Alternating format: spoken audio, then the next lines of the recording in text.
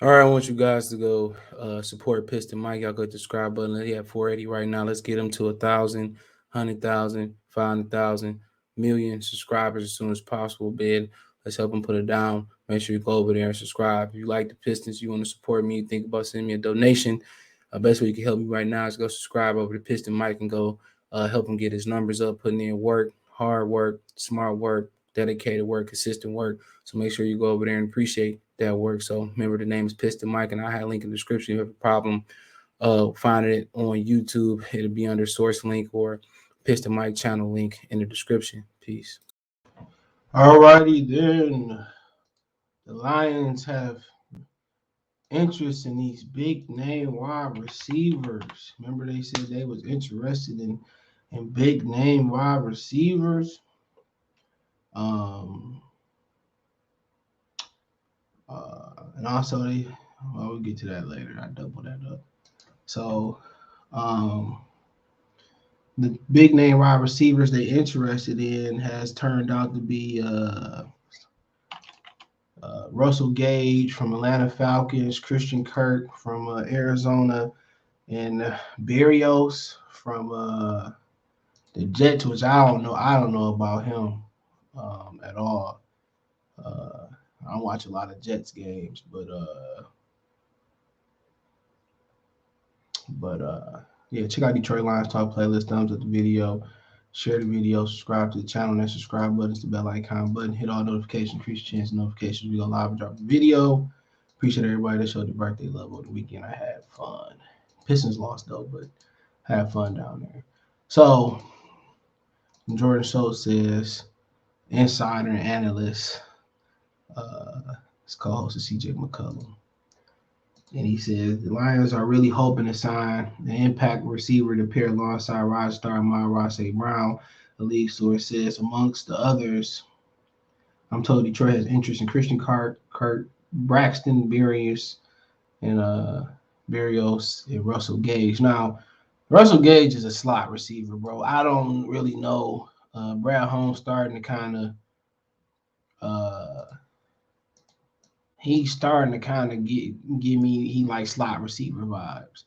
Now, there's a couple receivers in the draft that can play the slot that I looked at so far, and one of them, well, Drake London played a lot of slot prior to this year, but he also dominated on the outside. I remember also he was interested in before I forget my train of thought, not to be all over the place. He was interested in Andy Isabel too. Remember, it was rumored from the Cardinals.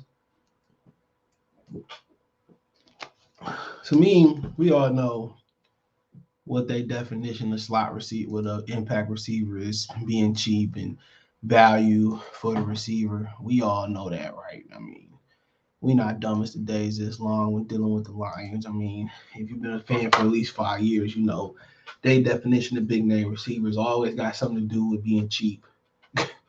And I mean, like I said before, Brown Holmes starting to fall in love with slot receivers. And Drake London played a lot of slot prior this year. He also dominated from the outside this year.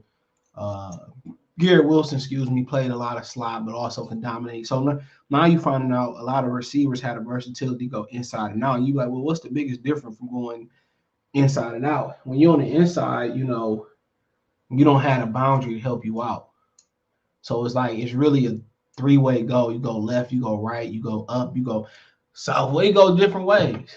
When you're on the outside, you literally don't have as much work to work without a drown out of bound boundary. And a lot of guys that go on the inside, they can't win on the outside consistently. You know, people say, well, Marvin Harrison never left the right side. I mean, if I'm gonna always win, that's more impressive. That they don't have to, he don't have to go in motion or he don't have to bunch up or go inside. That make his career more impressive. You knew exactly who he was gonna line up at, and you couldn't beat him.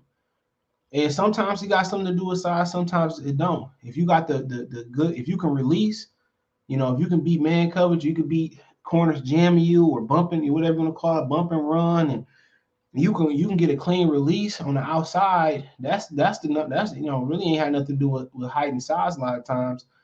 Can you beat a physical corner off the line of scrimmage? Can you release, or do we have to put you in the slot and have to hit and put you in motion or bunch you up or or move you in motion to get you free? Do we got a play do we got a scheme to get you free? Well, Marvin Harrison, you know exactly if he was going to be at, he can beat you. Over the top, doubles, bracketing, you know what I'm saying? So the slot receivers more shifty guys that can't really get off, beat man coverage or beat bump and run on the outside. It's the biggest difference. You got to be able to release. And some people are going to release just with feet. You know what I'm saying? But when the receiver get up on the line of scrimmage and challenge you in that 5-yard rule, and they challenge you, you got to be able to beat that. And really, it ain't like you can split to the left and split to the right. Really, you got a little boundary to work with on the outside to get an outside release. And you can't go inside release all the time either. They just gonna start shading you to the inside. So when you out there, you gotta beat a man one-on-one out there. You going inside, bro? Come on, I can release out, I can release in, I can release up, I can release, up and out, up and in, I can sit. So yeah, a lot of times the inside receiver is lined up off the line of scrimmage to get a clean release. When you're on the outside, yeah, they can put you in motion sometimes, but on the outside, this is you and him. So, and Berrios, size-wise, 5'9", he looked like a slot receiver, another slot receiver. How many freaking slot receivers you got? You got Quintez Cephas, who is a slot receiver. He can play outside, but he a slot receiver. Amon Ra, he a slot receiver. He can play outside. Josh Reynolds can play outside. It's like they need a real number one on the outside. Christian Kirk, he can beat you deep, but other than that, he ain't like the number one you looking for. So he made all pro. I don't know what he made all pro for, but he was an all pro. So I don't know he was an all pro for Braxton Berrios. I've never heard of this name before in my mind. He was started off as a Patriot. He was a 6th-round draft pick. He went to Miami. He's 26 years old, 5'9". He's a Super Bowl champion in New England. He was first team All-Pro. What is he All-Pro for? He ran a 4.44 in the draft. He measured under 5'9", technically. What do you win a Pro Bowl for? He Puerto Rican. He had Puerto Rican. He's dating Miss Universe in 2012, Olivia Kaloop. So she from Rhode Island. I didn't even know people was up there. Then played his rookie year due to injury.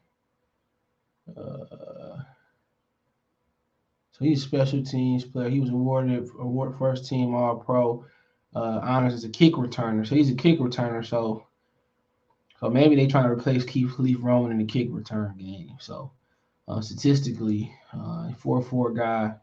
It's okay for a guy's size. Reception wise, he got 46 balls last year on 65 targets, both career highs, 431, 2 touchdowns, 70% catch rate. So he's a slot receiver. How many fucking slot receivers they want? He made the Pro Bowl this year as a kick returner. How many he had in kick return, punt return game? He had 15 punt returns, 201, no touchdowns. He had 28 kick returns, 852 yards, and 1 TD in the kick return.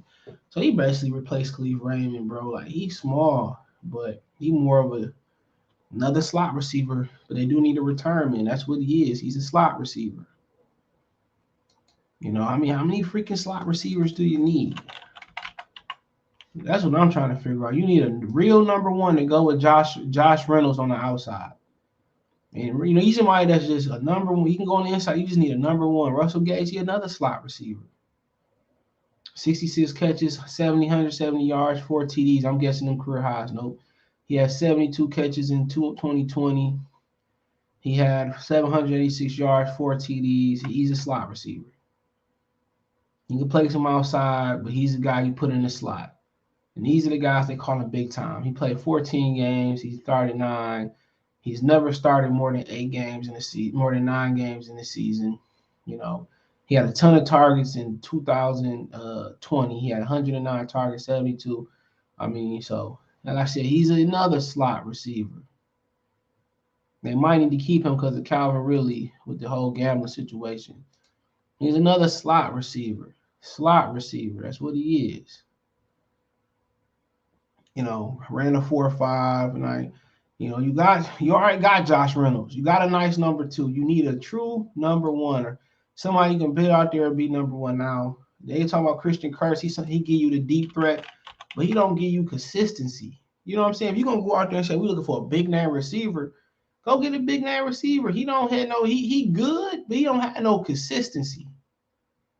It ain't like he was trapped. Maybe he was trapped in a box playing next to DeAndre, Hopkins and everybody else. And 5'11", he could play on the outside though.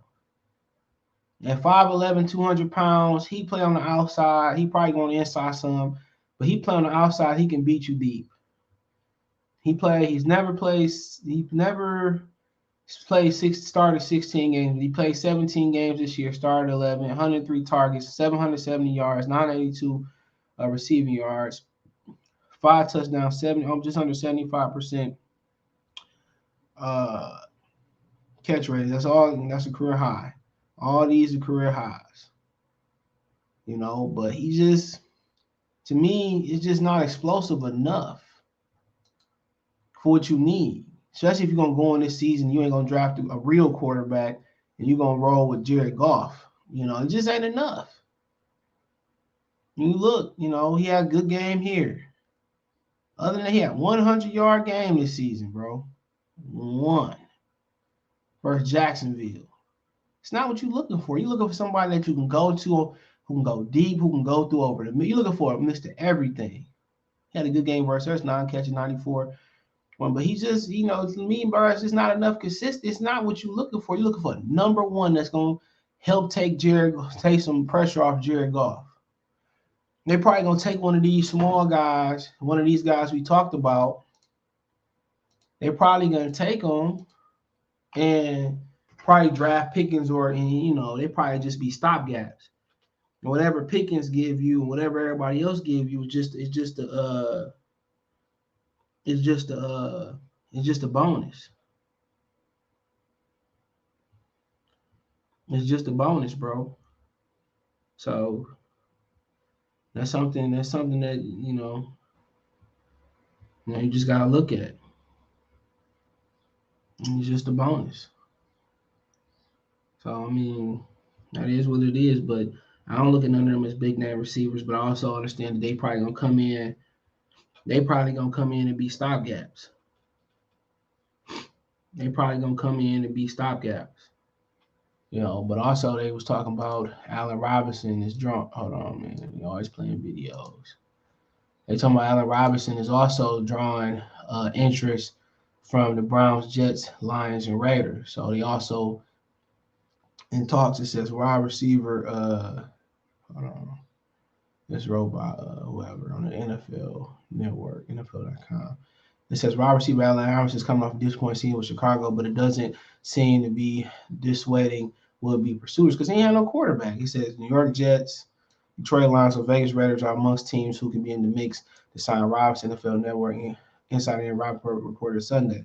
Rappaport argued the Cleveland Browns are a team to watch, but they also traded for Amari Cooper. So Jarvis Landry's could be out. He could be out he also on the trading block another slot receiver. So he just didn't have a quarterback last year for Allen Robinson. No consistency there. Him and Trubisky have a nice little rapport, but they couldn't find a way to give him the ball. The Jets, I mean, they kind of going in the right direction. It's New York, media capital, United States, get a lot of publicity there. The Raiders, I mean, going out the Raiders playing with Derek Carr, also with Hunter Renfrow taking pressure off you, Josh Jacobs, what I'm saying, and Edwards, they just, they need a number one to kind of go blow for blow with Russell Wilson, Patrick Mahomes, and Justin Herbert and that dynamic receiving crew.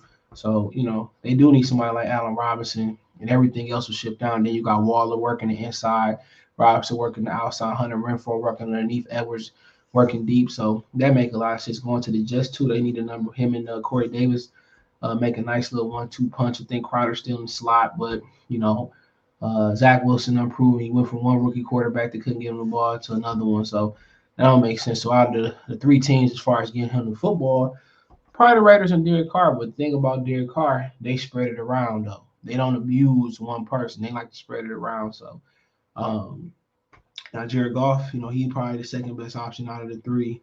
mean, even with Cleveland, I think he'll be in the Jets and Detroit a better option because Baker can't get nobody the ball. So, him and Jared Goff, he sounded like Jared Goff was able to get the ball to Josh Reynolds when he got here, was able to get it to Amon Ra. So it'd be a nice receiving core. Our receiving core would be really nice. Hawkinson coming through the seams, doing his thing, working the middle outside. Amon Ra in the slot, working number two, and Josh Reynolds working on the outside too. It's a nice one. So I mean, Christian Kirk, he make a lot of sense there too. And y'all be like, well, because you're gonna draft a receiver anyway. So Christian Kirk is just a stopgap. So you gonna draft a receiver regardless. That's just what it's gonna be. You're gonna draft a receiver. You're gonna draft one. So you're gonna draft one early, it sounds like too. Possibly day one, early day two. So I think out of the ones, Christian Kirk, he's probably the true, outside guy. He probably go inside too, but he probably the true outside guy. But depending who you get, like I said, Drake London may fall, through the athletic. Maybe we talk about this later. Drake London may fall due to injury, and then he might not be the best athlete, but he able to make it work on the outside too. So, maybe you like a deep threat like Chris Olave. You know what I'm saying, from Ohio State. I ain't really looked at him yet, but I get on it. So I mean, it's Garrett Wilson more the he could do everything. So it's gonna be interesting, bro. But out the names, Christian Price not probably not spending a lot of money on Allen Robinson. That's probably the best thing to do. Not to spend a lot of money, spend a little bit of money on Kirk. Bring in Pickens, bring in Drake London. Kirk give you that deep threat down the field, and then you can ease them in. But knowing you do it that way, you bring in Allen Robinson, you draft a guy, knowing what happened, that new guy that you drafted probably gonna take off. So probably gonna take off big time. So I mean, it is what it is. Let me know what you girls and guys think. Thumbs up the video, share the video, subscribe to the channel, that subscribe button, and bell icon button. Subscribe button, bell icon button, hit all notifications, Christians notification. We go live drop a video. Want to make a financial donation? Cash App $ CJ Good 313, Venmo CJ Good 313, PayPal link in the description. Appreciate the love and support. Let me know what you think in the comments section. Check out Detroit Lions top playlist. I'll get back on the draft spotlight 2 today. Hopefully, if not, I double triple dip tomorrow. Financially, you want to support the channel? Cash App $ CJ Good 313, Venmo CJ Good 313, PayPal link description. Appreciate the love and support. Let me know what you think in the comment section. Other than that, yeah, let me know what you girls and guys think. Hit me up on Twitter. You can DM me, tag me, whatever. Let me know who you honestly in the draft spotlight too. On Twitter and Facebook, Instagram links all in the description. Appreciate the love and support. Let me know what you think in the comments.